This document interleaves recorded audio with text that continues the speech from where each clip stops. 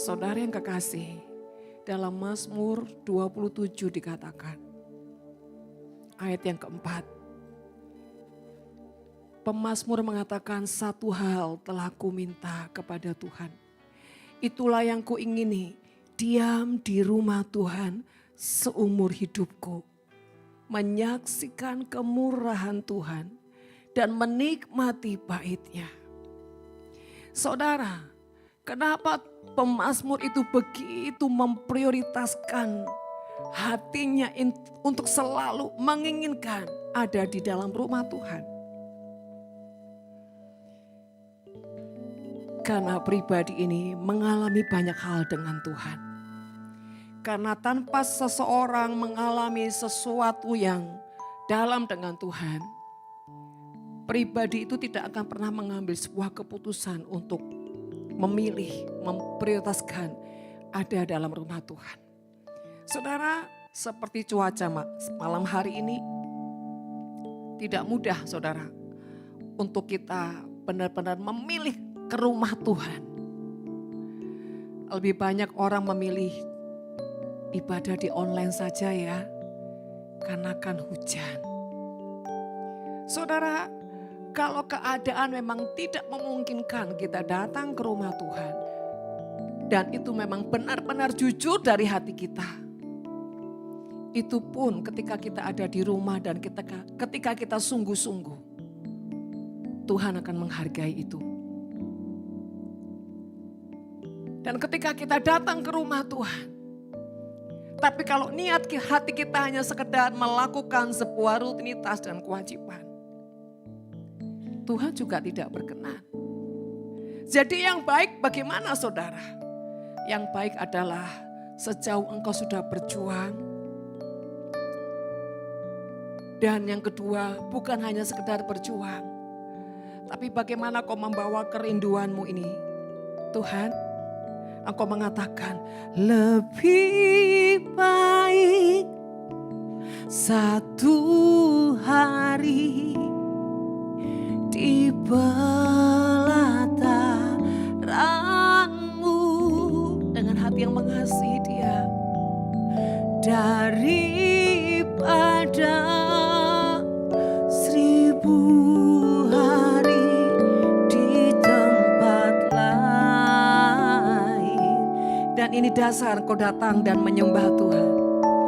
Aku memuji-Mu, aku menyembah-Mu, Kau Allah yang hidup, dan menikmati semua kemurahan-Mu. Karena kita punya Allah yang hidup dan kita menikmati berjalan bersama Tuhan. Semakin hari semakin kita mengenal Dia, semakin merasakannya, semakin banyak mengalami pribadinya. Itu landasan, itu dasar untuk kita datang. Bahkan hujan, badai, petir sekalipun, kita mau abaikan. Kita mau tetap mencari Tuhan. Saudara, seringkali dalam hidup ini kita diperhadapkan dengan pilihan-pilihan. Dan kenapa saudara? Kenapa? Karena Tuhan selalu ingin menguji sejauh mana hati kita punya kemurnian mengejar Tuhan, mengasihi Tuhan, dan sungguh-sungguh menginginkan di rumah Tuhan. Bukan karena kita lagi butuh mujizat saudara, tapi karena kita sungguh-sungguh mengasihi Tuhan. Bukan karena unsur manusia, bukan karena unsur yang lain saudara. Tapi secara garis merah bahwa Tuhan, kan aku mau mengasihi-Mu. Dan saudara terkasih, betapa indahnya kalau kita menciptakan suasana hati seperti itu. Dan itu membuat Tuhan sangat menikmati kita. Dan berapa banyak orang yang seringkali ingin mengejar akan Tuhan. Tapi seringkali dia tidak bisa mengalahkan kedagingannya. Saudara, apapun itu yang kau buat, pertama adalah kenali motivasi hati. Untuk apa sih kau ada di rumah Tuhan? Untuk apa sih kau beribadah? Untuk apa kau nongkrong di online beribadah? Yuk, cek hati. Kalau itu karena kebiasaan, kalau itu karena rutinitas, kalau itu sekedar kewajiban, kalau itu karena manusia, bereskan di hadapan Tuhan detik saat ini juga. Detik saat ini juga. Ampuni Tuhan, aku membawa korban yang palsu di hadapan-Mu. Saudara, karena seringkali di jiwa ini kita tidak menyadari keberadaan kita. Ya Pak ya saudara. Kita anggap karena ya saya mengasihi Tuhan. Tapi tanpa kau sadari ada yang hilang di hatimu. Dan kita nggak mau saudara, itu hilang di hati kita. Kita nggak mau saudara, datang kepada Tuhan tanpa rasa. Tanpa hubungan. Tanpa pengenalan. Tanpa pengalaman. Bapak Ibu yang terkasih dalam nama Tuhan. Ketika dikatakan satu hal yang ku rindu, yang ku minta, diam di rumahmu. Itu tandanya si pemazmur itu sudah menyiapkan hatinya ketika dia ada dalam rumah Tuhan. Dia tahu konsekuensi di rumah Tuhan. Yaitu hati yang mau terus dibersihkan. Hati yang mau terus saudara dimurnikan. Untuk apa saudara? Untuk dia sirami engkau dengan air kehidupannya. Untuk dia sirami engkau dengan anggur yang baru. Untuk dia sirami engkau dengan madu-madu kemanisan. Untuk mengisi seperti itu jiwa kita, wadah hati kita perlu dibersihkan. Supaya memurnikan segala sesuatu yang ada di dalam kita. Sehingga dia mengisi yang sejati. Pada dasarnya ketika kita datang kepada Tuhan. Tuhan cuma satu saudara. Dia mau menyempurnakan yang sejati dalam diri kita. Supaya kita tuh tidak terpisahkan. Nah, Bapak Ibu yang terkasih. Saya akan mengalir saja, sejujurnya saya enggak mempersiapkan apapun. Baik firman, pujian, saya tidak mempersiapkan apapun. Bukan karena saya tidak punya persiapan.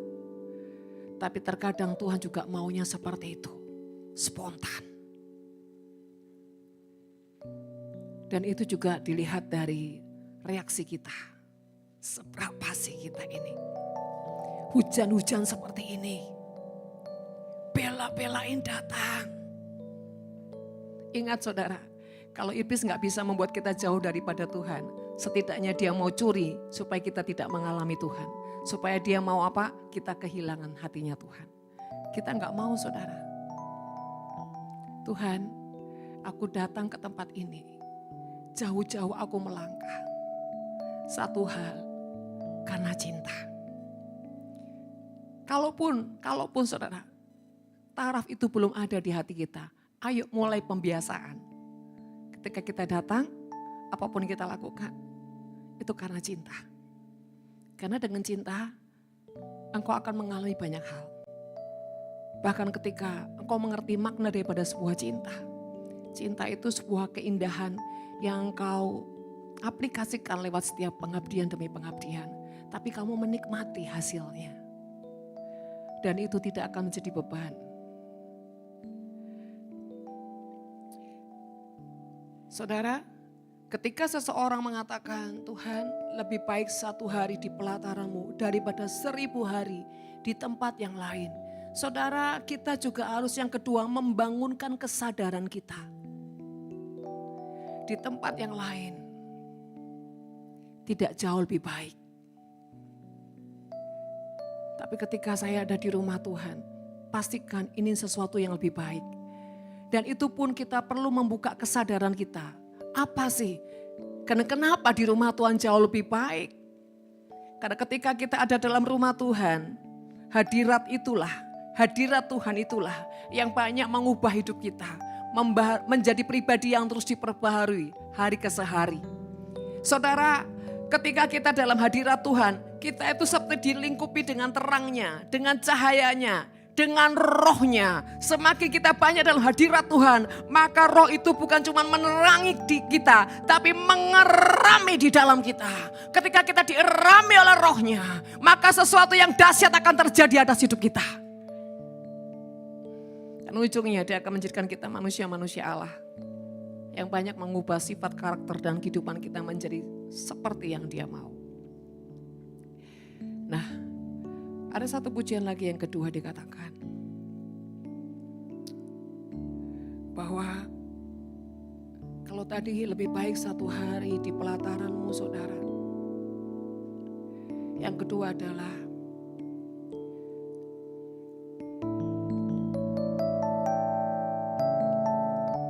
ku berikan hatiku dan jiwaku, semuanya bagimu di dalam hidupku, di setiap waktu.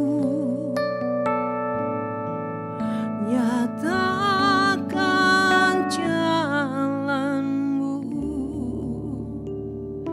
Pemazmur ini mengatakan, ku berikan hatiku dan jiwaku. Saudara, kenapa hati, kenapa jiwa saudara?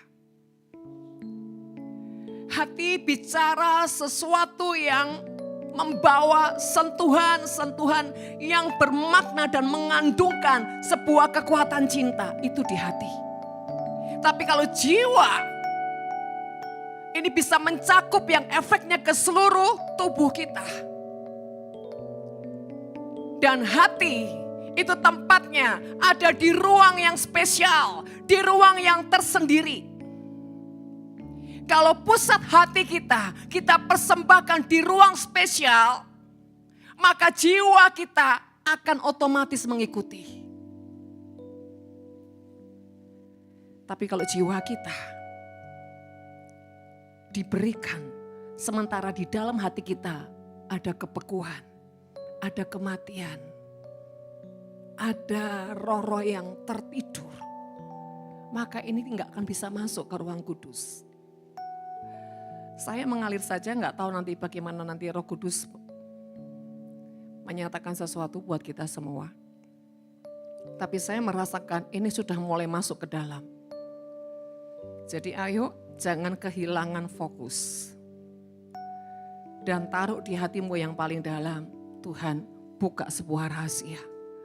Kami ingin masuk ke dalamnya. Bicara membedah yang di hati saudara. Itu yang seringkali Tuhan nantikan dalam hidup kita. Kenapa? Karena sejujurnya Tuhan tuh mau kita menikmati di dalamnya. Kalau kita hanya sebatas jiwa, kita nggak bisa masuk ke dalam ruang kudus Tuhan. Kita harus masuk ke teropong hati yang paling dalam. Saudara, siapa yang bisa mengukur kedalaman hati? Nggak ada saudara. Nggak ada. Dalamnya laut masih bisa terukur. Tapi kalau dalamnya hati gak bisa diukur saudara. Dan gak akan ada habisnya. Dan ini bicara apa? Kedalaman Tuhan ketika dia bergaul dengan orang-orang yang dicintai dalam perkenannya. Dia akan masukkan kau ke dalam yang tak terbatas. Wow. Saudara yang terkasih, satu tokoh. Kathryn Kuhlman. Kenapa orang ini sangat luar biasa di hati Tuhan? Walaupun beliau sempat mengalami yang namanya kejatuhan. Tapi pada saat beliau mengalami kejatuhan pun, Tuhan tidak bisa memungkiri hatinya Kathryn Kuhlman ini tetap di dalam Tuhan. Tetap seperti berteriak. Saudara, pada saat satu kali Tuhan menjelaskan sama saya. Kenapa? Nah, biasanya kan gini loh, hamba Tuhan kalau udah jatuh, balik lagi gak bisa seperti semula saudara. Tapi lihat Kathryn Kuhlman ini, bukan kembali seperti semula saja. 2 kali double porsi dia ngalamin lebih saudara. Apa rahasianya? Jadi Tuhan bilang gini, kalau manusia itu kan hanya lihat fisik, Tuhan yang lihat hati. Dia memang dalam kejatuhan, tapi proses dia kejatuhan 7 tahun kalau nggak salah ya.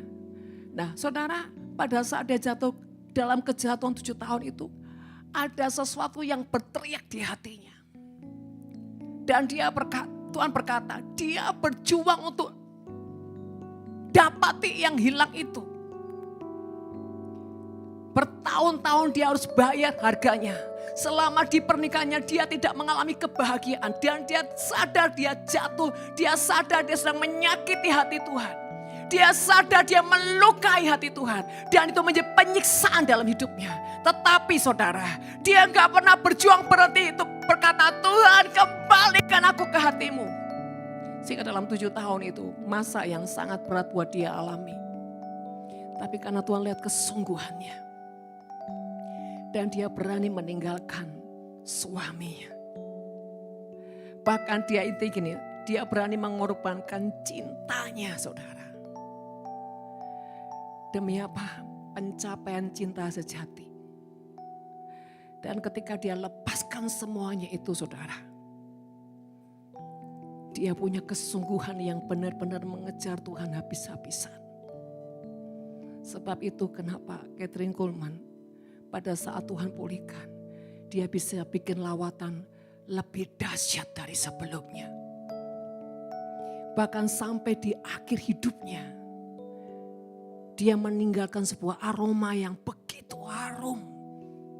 Satu rumah sakit, baunya wangi saudara. Tuhan bilang gini, kadang ada orang-orang yang Tuhan izinkan mengalami kejatuhan. Tapi waktu di kejatuhan tadi, apakah hatinya menjerit sama Tuhan? Kembalikan aku Tuhan, kembalikan aku. Bukankah banyak orang yang sedang mengalami penjara di bawah alam sadarnya dan dia nggak bisa lepasin penjara itu saudara. Dan sementara orang hanya bisa menghakimi dan menghakimi dan menghakimi.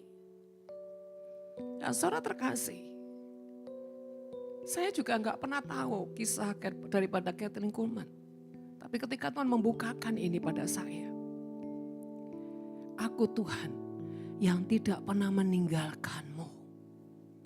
Sekalipun ketika engkau melepaskan sebuah perjanjian. Secara perjanjian beliau ini meninggalkan perjanjian dengan Tuhan. Tapi pada saat di dalam kejatuhannya, siang dan malam dia tidak pernah berhenti. Berteriak di jiwanya. Ada erangan-erangan bertahun-tahun dia lakukan. Bahwa Tuhan, aku gak sanggup hidup. Kalau engkau tidak mengembalikan aku ke hatimu, aku lebih baik mati. Saudara terkasih, ada satu hal yang kita mau belajar di sini, Bapak Ibu. Kadang kita itu nggak sadar, timbunan-timbunan masa lalu, bahkan masa-masa kecil yang membuat kita penuh dengan goresan yang menyakitkan kita. Dan kita anggap itu sepertinya semua sudah selesai di masa waktu proses perjalanan. Tapi ternyata itu belum selesai. Itu masih ada di gudang saudara. Gudang timbunan sisi kegelapan manusia. Yaitu di bawah alam sadar kita. Dan Tuhan malam hari ini mau berkata. Nah, aku mau kau membedah semua yang di masa lalumu. Supaya engkau terbebas. Engkau bukan cuma standar. Lebih baik satu hari di pelataranmu daripada 1000 hari di tempat lain. Tapi di bawah alam sadarmu, engkau nggak bisa mempraktekkan ini. Aku memujimu, aku menyembahmu. Kau Allah yang hidup dan ujungnya dan menikmati semua kemurahan-Mu. Apakah itu kemurahan Tuhan, saudara? Pelabuhan hatinya yang dicurahkan pada orang-orang yang dicintainya. Dan sementara di bawah alam sadarmu engkau seperti dirantai. Ada penjara-penjara yang membelenggumu berpuluhan tahun. Saudara terkasih. Dan ini juga banyak dialami oleh hamba-hamba Tuhan yang sudah pelayanannya hebat, saudara. Satu kali Tuhan bicara pada saat hamba Tuhan menyampaikan firman Tuhan di mimbar. Dan Tuhan berkata begini, perhatikan rohnya. Kalau orang tidak tahu, saudara, sepertinya pengurapan melanda hidupnya. Tetapi yang sesungguhnya di bawah, di batinnya, ada kuasa yang mengikat dia begitu hebat, saudara. Dan saudara terkasih, setelah hamba Tuhan ini menyampaikan firman Tuhan dan kami ngobrol, kumpul-kumpul dengan hamba Tuhan. Dan tiba-tiba tanpa sadar mulut saya bicara. Pastor, sesungguhnya ada banyak yang pahit yang kau alami dalam hidupmu. Dan sampai hari ini itu masih membelenggumu. Dia shock, saudara. Dan dia sampai gak bisa membendung air matanya. Setiap kali kau melawan kebenaran itu di dalam batinmu. Dan kau berkata, aku sudah gak apa-apa. Sesungguhnya itu roh kesombongan. Saudara, di dalam kita seringkali kita bisa tutup rapat-rapat. Supaya orang tidak tahu. Tapi bukan juga bermaksud menjadi orang yang saudara berbicara sama dunia supaya dunia tahu. Tidak juga, saudara. Tapi malam hari ini pada intinya Tuhan mau berkata, kenapa selama ini kau tidak bisa menerobos hatiku? Dan ujungnya engkau bisa bercinta denganku. Engkau bisa berkasih-kasihan denganku. Engkau menikmati apapun yang ada bersamaku bahkan di dalamku. Tapi mengapa perjalananmu tetap selalu yang sama? Pahit demi pahit, kecewa demi kecewa, luka demi luka. Dan itu yang terus menjadi warna simfoni kehidupanmu. Dan ujungnya tanpa kau sadar, aku hanya berjalan seperti mayat hidup. Betul, saudara? Tuhan gak mau ini terjadi. Tuhan mau ada pembebasan di dalam kita. Saudara buka hati aja. Buka hati aja. Terus buka hati. Saudara yang terkasih. Sejujurnya beberapa hari ini saya bingung. Tuhan, ini lagi momennya mau pemilu. Harusnya kami ini kan kita semua harus berdoa nih untuk pemilu. Tapi kenapa masih ngurusin jiwa? Tuhan berkata, untuk apa kau peperangan kalau jiwamu babak belur? Betapa baiknya Tuhan. Dia bilang, aku ini Bapa yang mengerti hati setiap anak-anakku. Bukan berarti kita gak berdoa untuk pemilu, saudara. Kita harus berdoa untuk pemilu. Setiap kali, setiap saat, kawal itu dalam doamu. Tapi ada bagian di mana kau harus perhatikan juga. Pemulihan di dalam jiwamu yang paling dalam. Itu harus mengalami kemerdekaan dengan Tuhan. Ketika engkau mengalami sesuatu yang dimerdekakan. Engkau punya kekuatan yang luar biasa. Bahkan engkau menjadi pribadi yang bisa membalikkan keadaan. Dengan apa? Dengan jiwamu yang sudah dimerdekakan. Karena iblis sangat takut dengan orang-orang yang jiwanya merdeka. Kenapa? Ketika jiwamu merdeka dan apapun yang kau lepaskan akan menjadi ledakan-ledakan yang tidak bisa menimbun, bahkan tidak bisa menghalangi iblis dihancurkan, saudara. Sebab itu saudara terkasih, kenapa iblis gak pernah takut orang ke gereja dan pelayanan sibuk, saudara? Selama apa? Jiwamu masih di penjara. Karena iblis tahu, di dalam jiwa yang masih di penjara, dibelenggu, gak ada kuasa. Bahkan ketika engkau melakukan sebuah peperangan dalam jiwa yang sedang terbelenggu, ujungnya engkau ketembak balik, saudara. Kecuali apa? Ada jaminan daripada Tuhan. Jadi Bapak Ibu terkasih, juga yang di online, mari hari ini, malam hari ini juga, kita mau masing-masing kita tanpa terkecuali berkata kepada Tuhan, tolong Tuhan, bedah semua yang ada dalam jiwaku. Bongkar semuanya Tuhan. Kematian-kematian di jiwaku, di rohku. Bahkan bedah semua yang tidak aku pengerti dan tidak aku pahami. Dan aku mau Tuhan, manifestasimu menjamah hidupku. Inginkan Tuhan, saudara. Dan ini butuh hati yang jujur. Hati yang jujur. Saudara, bangsa kita gak akan pernah bisa dimerdekakan tanpa kita terlebih dulu dimerdekakan, saudara. Karena kita adalah orang-orang yang membawa otoritas untuk membalikkan keadaan. Dan bagaimana kita membalikkan keadaan sementara kita masih terbelenggu. Mari Tuhan bilang, izinkan aku nak, malam hari ini boleh menjamahmu. Boleh membongkar semua di sisi-sisi kegelapanmu. Dan aku butuh engkau jujur. Butuh engkau apa adanya.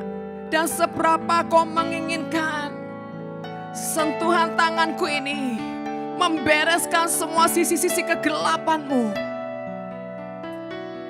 Kiara pakara shiri, kiara pakara syakara baras. Yesus, Yesus, Yesus Tuhan. Yesus, terus buka hatimu, saudara. Buka hatimu dan minta Roh Kudus menolongmu. Menolongmu. Tuhan, aku mau selalu di hatimu. Aku tidak mengerti caranya bagaimana. Tolongin aku Tuhan. Saya mulai melihat ada orang-orang yang bisa melihat dirinya sendiri. Orang-orang yang bisa mulai melihat dirinya sendiri. Di dalam nama Tuhan Yesus, semua selaput-selaput panca indera yang tertutup mulai terbuka. Mulai terbuka dan terbuka dan terbuka. Saudara tidak perlu membatasi kuasa Tuhan. Jangan saudara mendengar apa yang iblis katakan. Gengsi harga diri harus kau taruh di dalam tempat korban-korban bakaran di hadapan Tuhan. Kiara pakara sikinarata kura pakara sidiri. Yesus, Yesus, Yesus.